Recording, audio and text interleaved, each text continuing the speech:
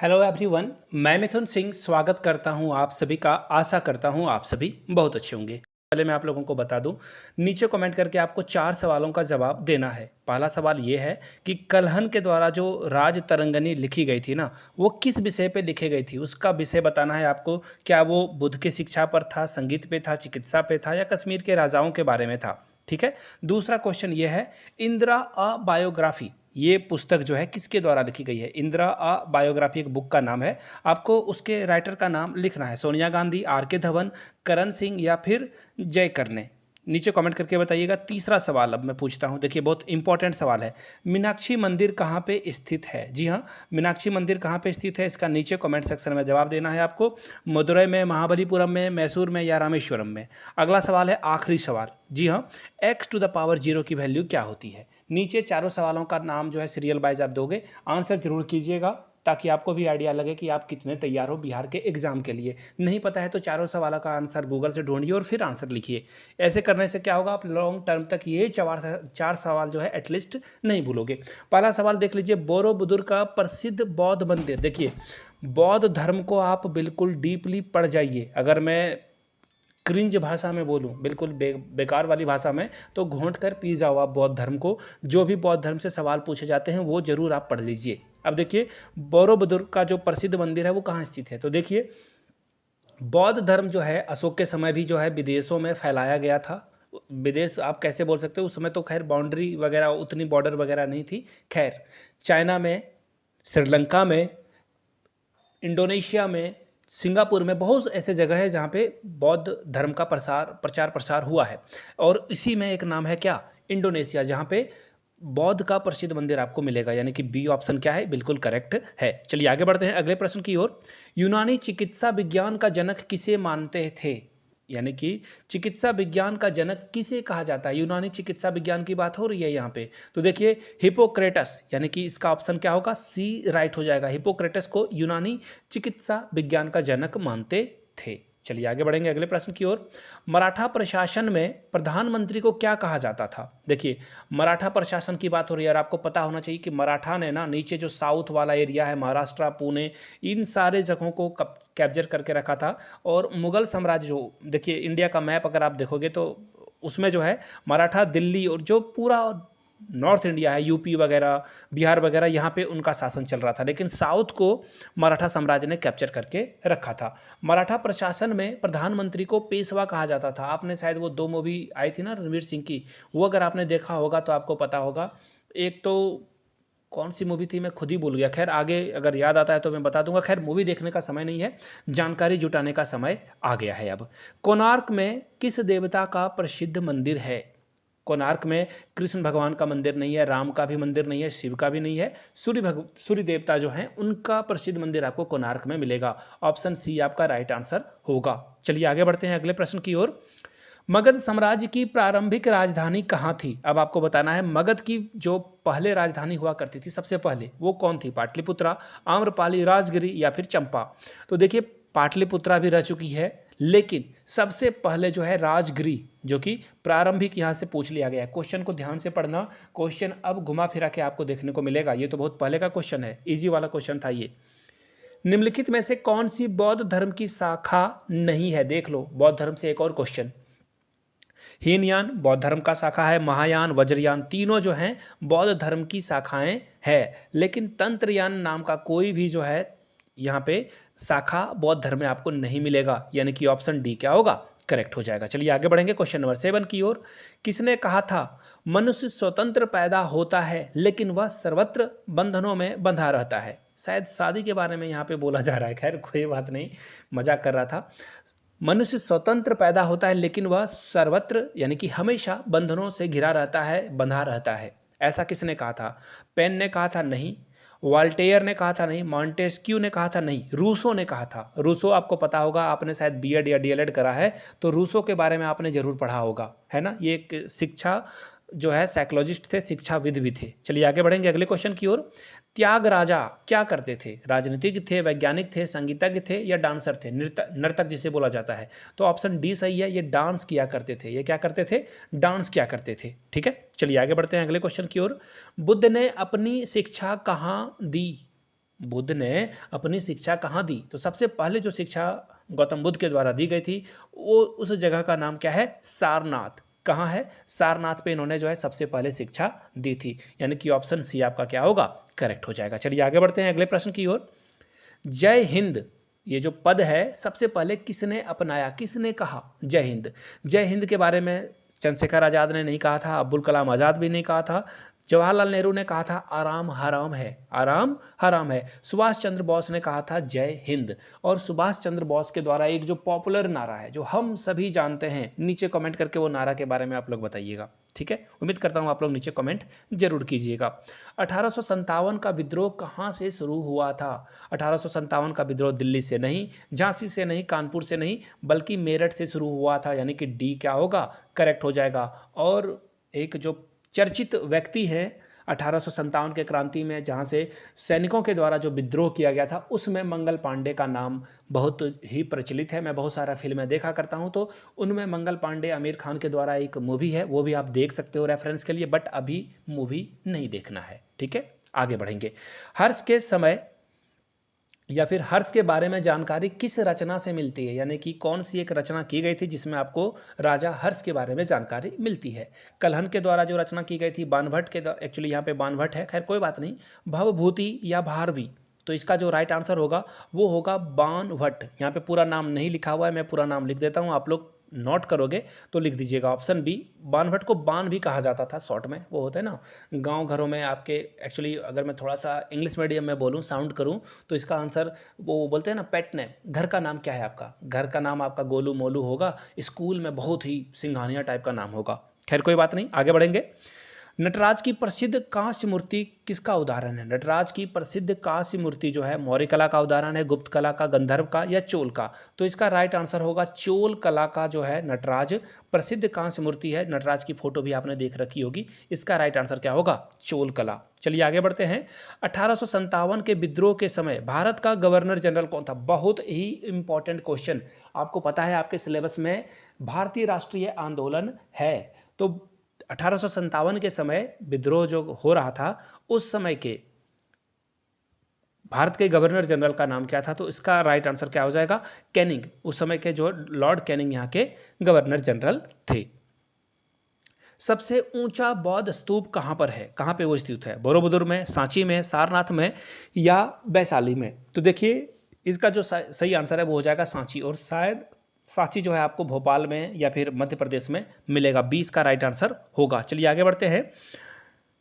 सिंकासेन, सिंकानसेन जो है वो क्या है? इस पद का किससे संबंधित है? ये कंबोडिया का बौद्ध मंदिर से, चीन का एक अजायब घर से, जापान का बुलेट ट्रेन से, या म्यांमार की एक नदी का नाम है? तो देखिए ये जापान का एक बुलेट ट्रेन है। इसका राइट आंसर क्या हो जाएगा? Option number C, bullet train is the right answer. चलिए आगे बढ़ेंगे अगले प्रश्न की, और अगला प्रश्न है बिहार अलग प्रांत कब हुआ? बिहार जो है सेपरेट कब हो गया उड़ीसा से? याद रखिएगा बिहार उड़ीसा से अलग हुआ है, और इसे सबसे पहले बंगाल प्रेसिडेंसी के नाम से जाना जाता था। ये भी आप याद रखिएगा, जगह कम है, मैं आधा लिख रहा हूँ। बंगाल प्रेसिडेंसी के नाम से ये जाना जाता था। और बिहार जो है उड़ीसा से कब अलग हुआ ये भी याद रख लेना है आपको, 1936 में। कब अलग हुआ है? 1936 में। और बिहार से ये भी क्वेश्चन पूछा जा सकता है कि झारखंड कब अलग हुआ है? देखिए ये भी बहुत इंपॉर्टेंट सवाल है। बिहार से झारखंड जो है 15 नवंबर 2000 में अलग हुआ है। क्लियर हो गई बातें? और झारखंड का स्थापना दिवस भी इसी दिन मनाया जाता है। ऑब्वियस सी बात है।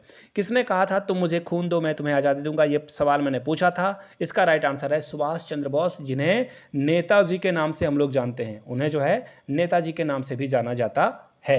क्लियर हो गई बातें? दिलवाड़ा का जैन मंदिर कहाँ स्थित है या अवस्थित है? यहाँ पे कहाँ पे ये दिलवाड़ा का जैन मंदिर आपको मिलेगा? तो देखिए माउंट आबू में ये मिलेगा। ये कहाँ मिलेगा? माउंट आबू में आपको ये देखने को मिल जाएगा। ठीक है, चलिए आगे बढ़ते हैं। कनाडा का राष्ट्रीय खेल क्या है? हॉकी बिल्कुल नहीं, स्केटिंग बिल्कुल नहीं, फुटबॉल नहीं। इसका जो खेल है वो है आइस हॉकी। क्या है? आइस हॉकी, यानी कि बी के साथ आपको जाना था। चलिए आगे बढ़ते हैं। ये बहुत इंपॉर्टेंट सवाल है, इन्हें तो जरूर याद कर लीजिएगा आप। किस देश में जनसंख्या वृद्धि दर सबसे ज़्यादा है? ये 1996 का प्रश्न है, ये दिमाग में आप याद रखना। और उस समय के अकॉर्डिंग पाकिस्तान बहुत सारे जो है बच्चे प्रोड्यूस कर रहा था, अपनी जनसंख्या बढ़ा रहा था। याद रखिएगा, अगर किसी भी देश की जनसंख्या 2.3 के रेशियो में बढ़े, यानी कि 2 बच्चे जो एक माता पिता होते हैं ना, मदर और फादर, और अगर इनसे 2.3 बच्चे पैदा हो रहे हैं, अब आप बोलोगे ये कैसा मैथ है, तो ऐसे आप समझ लो कपल के हिसाब से, समझ रहे हो मेरी बात को, कपल के हिसाब से 2.3 अगर जो है एक बच्चा हो रहा है रेशियो के हिसाब से, तो ये जनसंख्या आपकी स्टेबल रहेगी। चलिए आगे बढ़ते हैं। कोल जनजाति किस राज्य में पाई जाती है? असम में, उड़ीसा में, मध्य प्रदेश में या त्रिपुरा में? तो इसका जो सही आंसर है दोस्तों वो हो जाएगा ऑप्शन नंबर सी, मध्य प्रदेश में आपको कोल जनजाति देखने को मिलेगी। पश्चिमी तट पर कौन सा कृत्रिम बंदरगाह है? तो देखिए बंदरगाह से याद आया मुझे, टोटल 12 बंदरगाह हैं, 12 में से 6 पश्चिमी और 6 पूर्वी तट पर आपको मिल लेंगे, ठीक है। और फिलहाल इसका जो राइट आंसर है वो है ऑप्शन सी, फिर से एक बार को ऑप्शन सी है, कांडला जो है वो कृत्रिम बंदरगाह है। क्लियर हो गई बातें। चलिए 25वें नंबर पे बढ़ेंगे।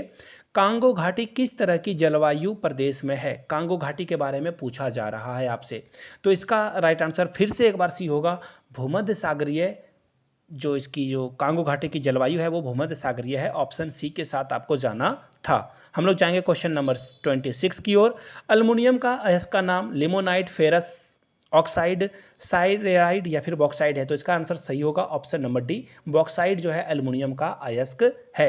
एल्युमिनियम का अगर कोई इलेक्ट्रिक कॉन्फ़िगरेशन कर सकता है तो नीचे कमेंट करके जरूर बताइएगा। एल्युमिनियम का जो एटॉमिक नंबर है वो है 13, तो नीचे कमेंट करके अगर आप इसका एटॉमिक नंबर कर दो, 2 8 मैंने कर दिया, एक आप ही कर दो, मैंने लगभग कर दिया, आप नीचे कमेंट करके बताइएगा। तांबा के उत्पादन के लिए कौन सी जगह बहुत ही प्रसिद्ध है? रांची, खेतरी, कटनी, जादूगुड़ा? तो इसका राइट आंसर देखिए खत्री में होगा, और खत्री कहाँ है? राजस्थान में है। राजस्थान में आपको यह स्थान मिलेगा, याद रखिएगा। क्या हो जाएगा ऑप्शन? ऑप्शन बी के साथ आपको जाना है। फिलहाल हम लोग बढ़ेंगे अगले क्वेश्चन की ओर। गोबी रेगिस्तान कहाँ स्थित है? भारत में, मिस्र में, ब्राज़ील में या मंगोलिया में? तो देखिए गोबी रेगिस्तान आपको मिलेगा मंगोलिया में। कहाँ मिलेगा दोस्तों?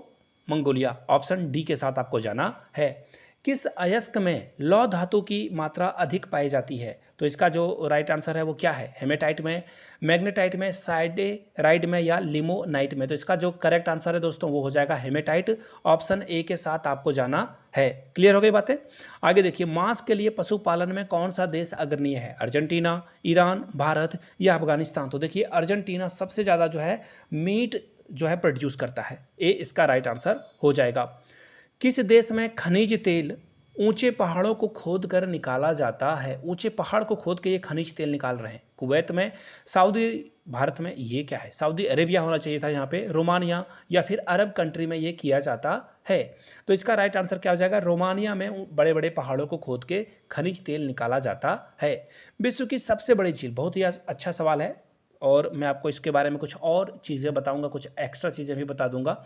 इसका राइट आंसर फिलहाल कैस्पियन सागर है। विश्व की सबसे बड़ी झील कैस्पियन सागर। लेकिन अगर गहरा झील पूछ दे आपको तो आपको बताना है बेकाल। क्या बताना है? बेकाल झील जो है सबसे बड़ी झील है, ठीक है। थोड़ा सा जगह की किल्लत हो गई थी, खैर कोई बात नहीं। अगर पीने की पानी यानी शुद्ध पानी की बात की जाए, फ्रेश वाटर की बात की जाए, तो सुपीरियर झील जो है आपका राइट आंसर होगा। विश्व की सबसे बड़ी झील सुपीरियर झील हो जाएगी। चलिए आगे बढ़ते हैं। माउंट एवरेस्ट की ऊंचाई मीटर में कितनी है? तो उस समय के हिसाब से 8,848 है, लेकिन हाल के सर्वे में ये 2 मीटर बढ़ चुका है, 8,850। अभी पूछा जाएगा क्वेश्चन तो आपको ये लगाना है, लेकिन ये 1996 में है, सी के साथ आपको जाना था। आगे जाएंगे।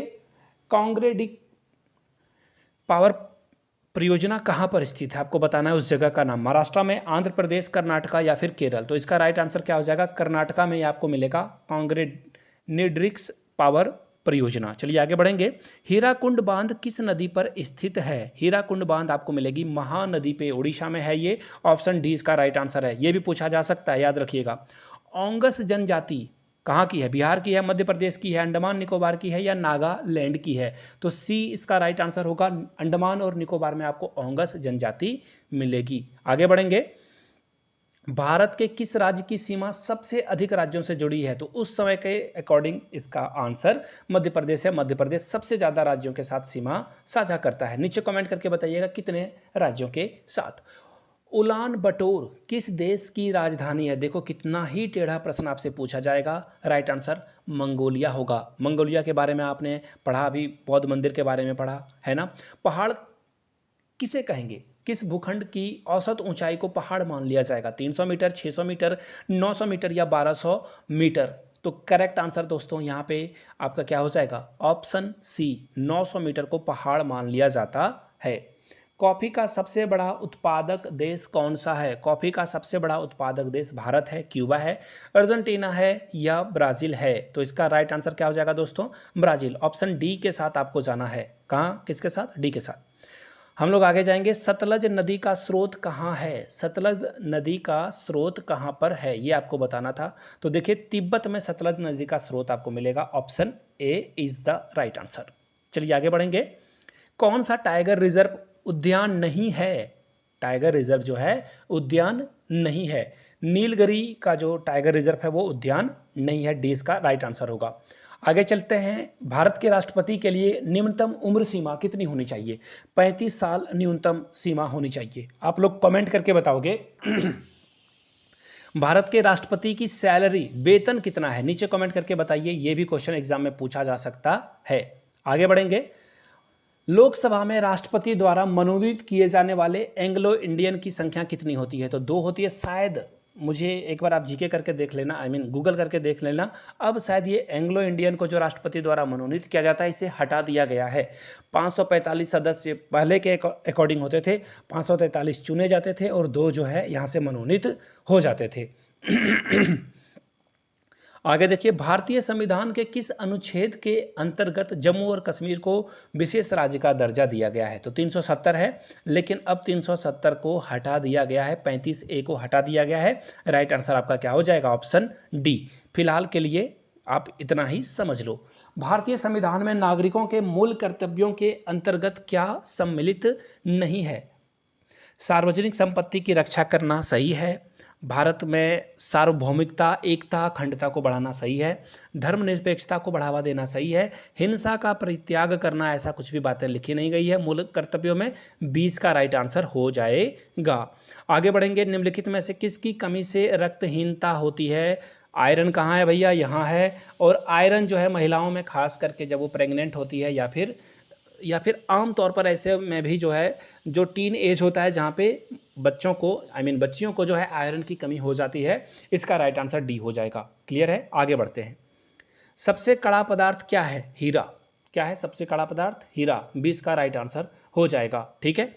बिजली के बल्ब में कौन सी गैस का प्रयोग किया जाता है? तो अक्रिय, जिसे नोबल गैस भी कहा जाता है इंग्लिश में। नोबल गैस यानी कि जो किसी के साथ रिएक्ट नहीं करता है, यानी कि उसका जो आउटर मोस्ट सेल है वो कंप्लीट भरा रहता है। जैसे आर्गन 18, अगर आप इसका इलेक्ट्रॉनिक कॉन्फ़िगरेशन करोगे, इलेक्ट्रॉनिक विन्यास 2 8, क्लियर है, और 8, तो देखो 2 8 18 हो गए, 2 8 18 कहाँ से हो गए? 10 हो गए, और 8 18 हो गए। और बाहर वाले आउटर मोस्ट सेल में देखो, अगर 8 है तो आप इसमें कुछ ना ये किसी से इलेक्ट्रॉन लेगा ना किसी को देगा, इसे बोला जाता है अक्रिय गैस। आगे देखिए, एक कुंडलित हाथ घड़ी में क्या होता है? कौन सी ऊर्जा होती है? यांत्रिक स्थितिज ऊर्जा संचित रहती है, यानी कि सी इसका राइट आंसर हो जाएगा। ये 50 क्वेश्चन थे। अगर इसका पार्ट 2 भी चाहिए होगा तो मुझे पता चलेगा वीडियो आपने यहाँ तक देखी है और प्यार किया है इस वीडियो को, तो नीचे कमेंट में पार्ट 2 जरूर लिखिएगा, तो मैं पार्ट 2 इसकी वीडियो बना दूंगा, जहाँ पे कुछ और साइंस वाले क्वेश्चंस को हम लोग लेंगे, जिससे आपकी जो है 1 to 5 की जो तैयारी है वो पूरी अच्छी तरीके से हो पाए। नीचे कमेंट करके जय हिंद जरूर लिखिएगा। वीडियो अगर आपने यहाँ तक देख ली है, इसे अपने दोस्तों, रिश्तेदारों, सहेलियों तक जरूर शेयर करें, साझा करें, उन तक पहुँचाएँ, उनको भी तैयारी में आगे बढ़ाएं। वीडियो को यहाँ तक देखने के लिए आप सभी का बहुत बहुत शुक्रिया। Have a good day.